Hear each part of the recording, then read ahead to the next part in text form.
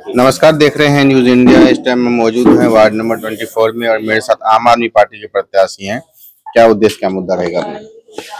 सबसे पहले तो मैं आप सबका नमस्कार करना चाहता हूं और आप दोनों भाइयों का नमस्कार करना चाहता हूं जो पर्सनली मेरे पास आकर मेरे एक छोटे से उम्मीदवार को, छोटा तो क्या है कि क्षेत्र हमारा बहुत बड़ा है और हम भी पूरे दिल जान से जनता के बीच पहुंच रहे हैं।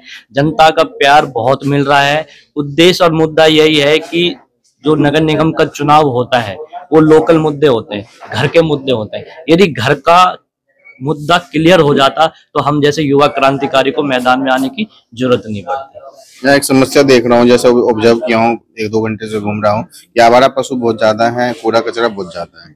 देखो, कूड़ा कचरा तो 25 साल से है। अब 25 साल से जब कूड़ा कचरा साफ नहीं हुआ तभी तो हम झाड़ू लेके आए हैं मैदान में। यदि हम झाड़ू चलाएंगे जब तो कूड़ा कचरा साफ होएगा।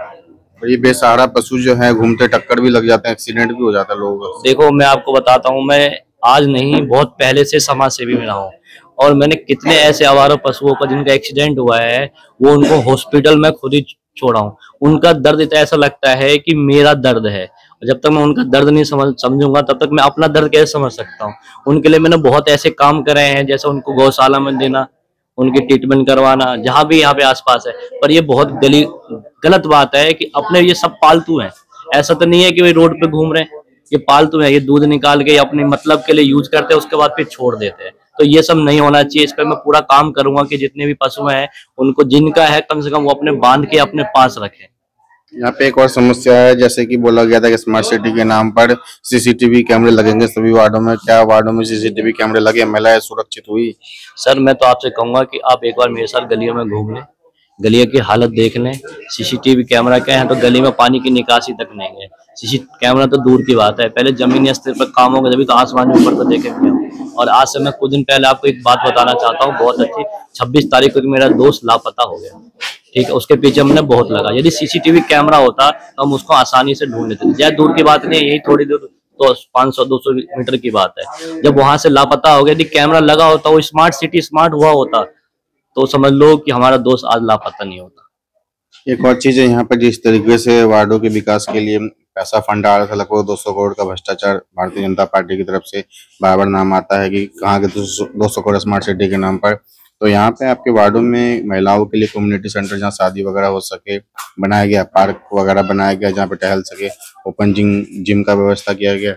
जी, ऐसा तो बिल्कुल भी कहीं भी नहीं है। ये एक कागजी के नाम पे हो सकता है कि सबको पता है कि यहाँ आसपास खुला है, पर आप खुद घूम के देख सकते हैं ना। एक पार्क है, कोई गरीब परिवार की बेटी ब्याह करना चाहते हैं उनके लिए खुला स्थान में नहीं है।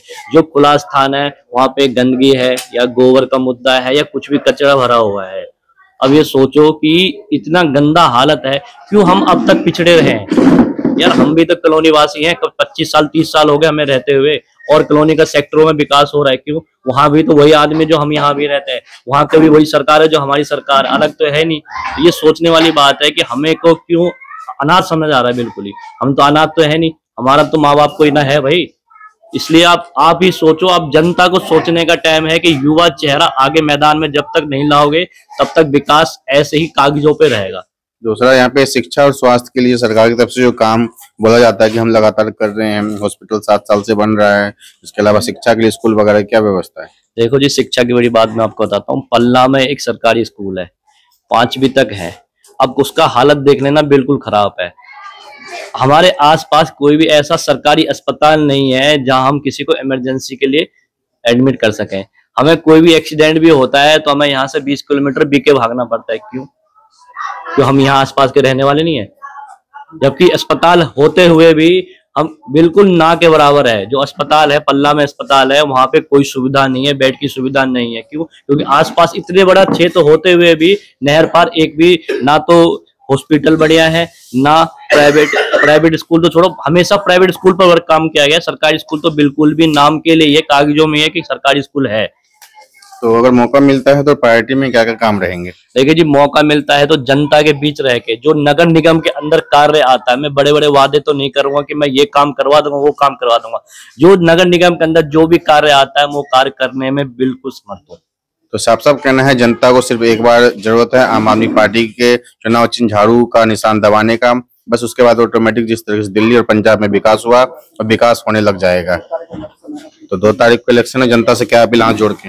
मैं जनता से हाथ जोड़कर अपील करना चाहता हूं कि एक बार मौका दे के देखे। आपने सबको मौका दिया है, एक बार मुझे युवा चेहरा को मौका देकर देखे। मैं आप ही के बीच का हूं और आप ही के बीच में रहकर काम करूंगा।